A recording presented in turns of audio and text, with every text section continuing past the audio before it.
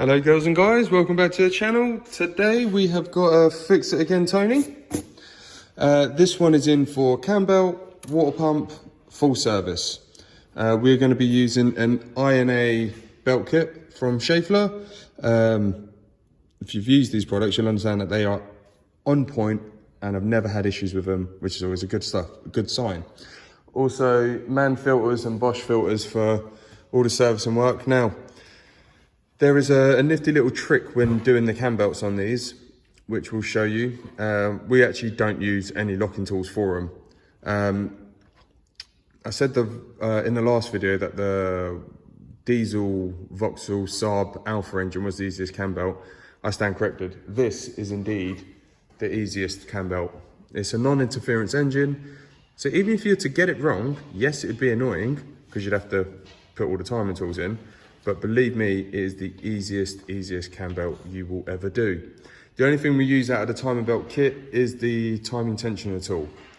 And we'll get that out now. Sometimes you can't win them all. It's always worth knowing if you are doing spark plugs on these and if they are a little bit older. This is a 2011. Probably order a set of HT leads because they can get stuck on and bad things happen. Like that pulls out. I mean, you could probably mess around and repair it, but I think the leads are only about 15 odd quid, so you might as well just put some new ones in. Just when you're doing it, just remember the order they go in because you can cause a misfire or rough running if you don't get it right. So we've got them on order. In the meantime, gonna still carry on, swap all the plugs. I've really changed the air filter. So we'll get as much done as we can and then start on the cam belt and hopefully we'll have the leads in that time. Well, it's never a dull day. Took out cylinder 1 spark plug and thought, that didn't really... You know when you know how much something should really turn? And you think, that didn't turn as much as it should. So I pulled the plug out. Can we see the rust line and the new bit? Someone didn't tighten the spark plug all the way down. And I've gone to put a new plug in, had a quick look, thought, oh, them threads are really dirty.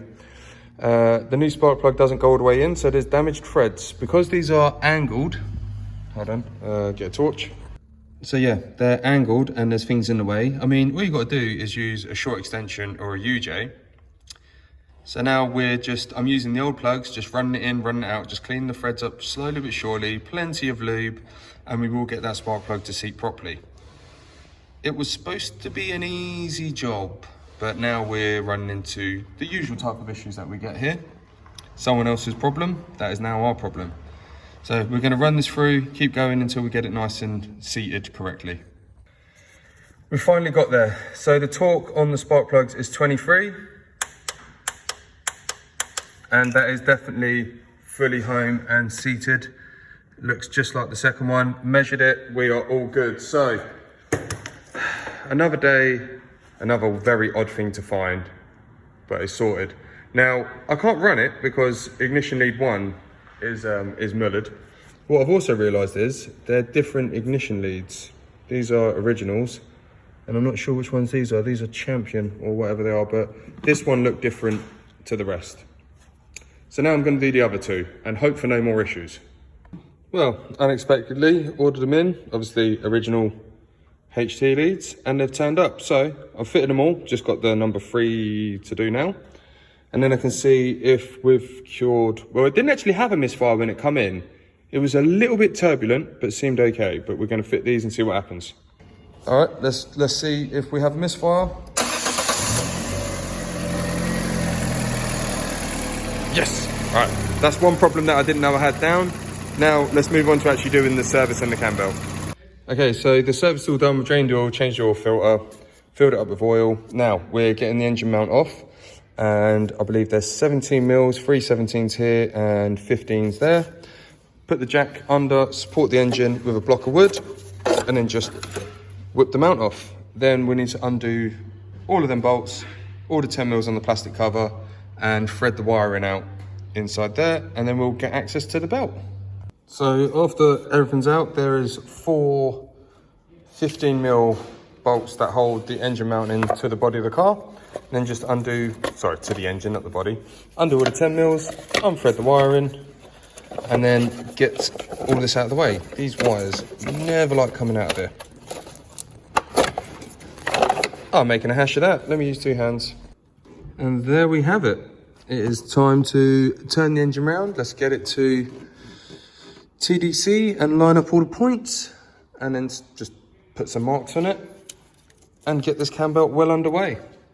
Like I said, these are the easiest cam belt you will ever do. If you're a starting mechanic or technician and you want to try a cam belt that you physically, doesn't matter if you get it wrong, this is the one to do. I need to get the timing tools out just for the tensioner tool, because the tensioner, which I'll show you on the INA kit, it's got 2 little pins in it. So awkward. You can't really put anything in. Remember the first one I did, I used 2 very small drill bits and then a bar in between and just turned it round. It was not good. It wasn't the right way to do it, but moving forward, we've got the right tools, and always have the right tools for the job, because it does make your life a lot easier. Right, now we need to get a 15, I think, or 13, I think it's 15 on the lower crank pulley, and spin it round. So I've spun it round to get it round. Now I know from previous experience on the crank pulley, it needs to be pointing up with that line. There you go, it's a bit better. To the edge there. Even when I've timed up with the tools, they always line up there, but the engine is on rock, so it's off a compression stroke. And then you've got an arrow. I don't know if you can see the arrow. There's a little notch there, which I always mark that to that cap at the top. And then that's pretty much it. It's just a case now of making marks and just making sure you stay on your marks, because we are using Tipex for this, or a paint pen. So I'm gonna mark it all up, make sure I'm happy, and continue. Okay, so we've got a mark there and we've got a mark at the bottom. Once we're happy and we know our marks are in place, 13 mil. Let's use the ring side, shall we? That's a little bit better.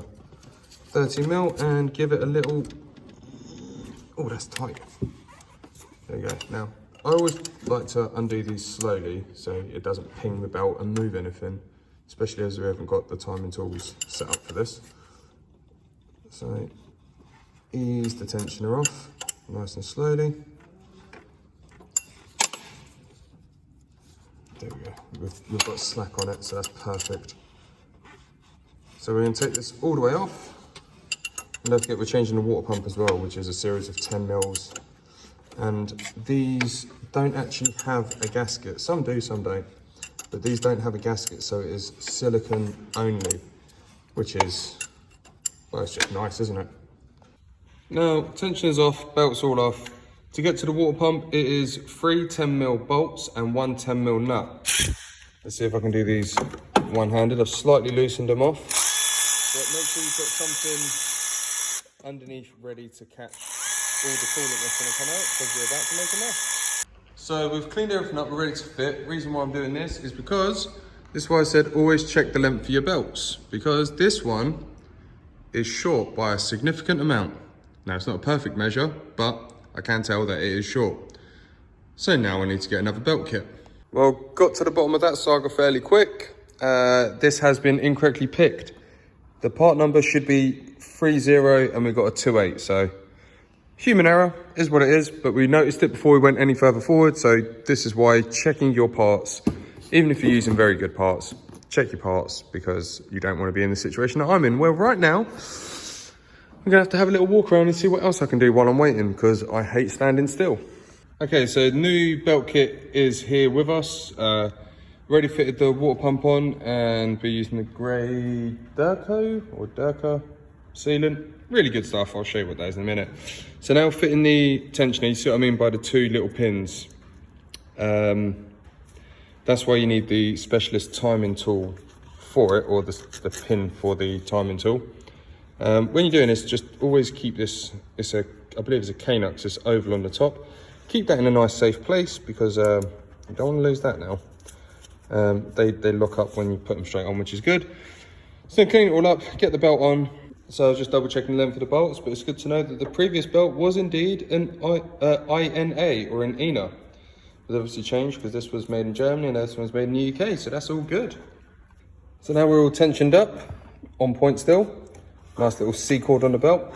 What you're looking for when you do it, I don't know if you can see it, them two notches need to be in line. Now I'm a little bit over tensioned on it. It's not the worst thing that could happen. I do like them a little bit tighter than they should be.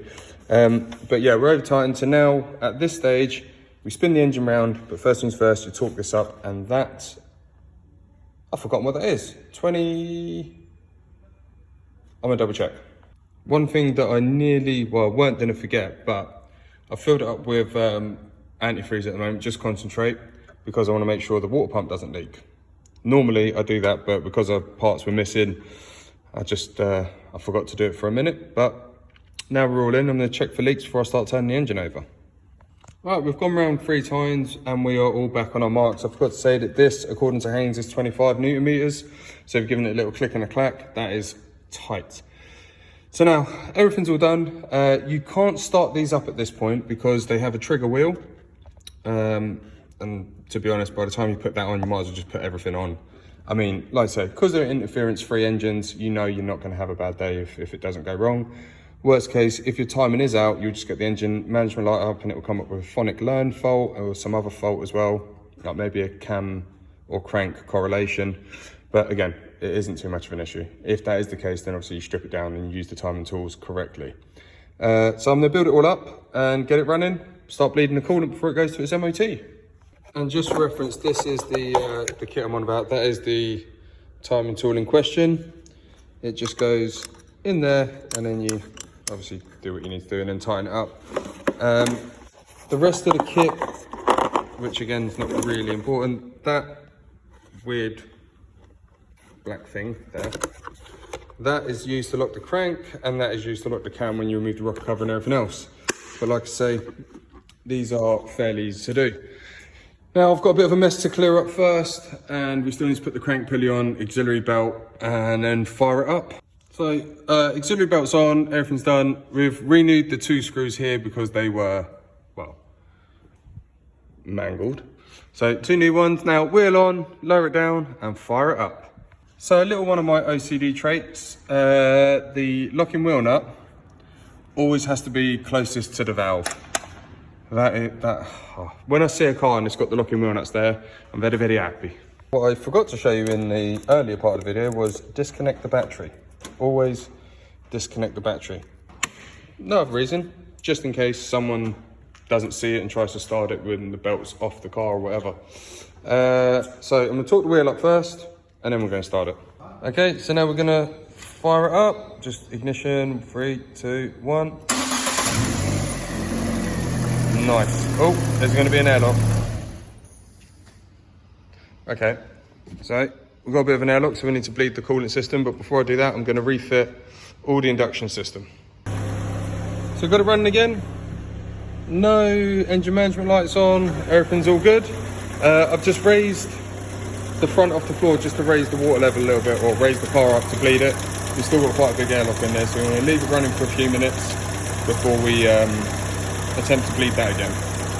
And of course, to help it bleed, heater's on hot, air in. We've got a temperature gauge. It's rare. We've got a temperature gauge, we can see what's going on.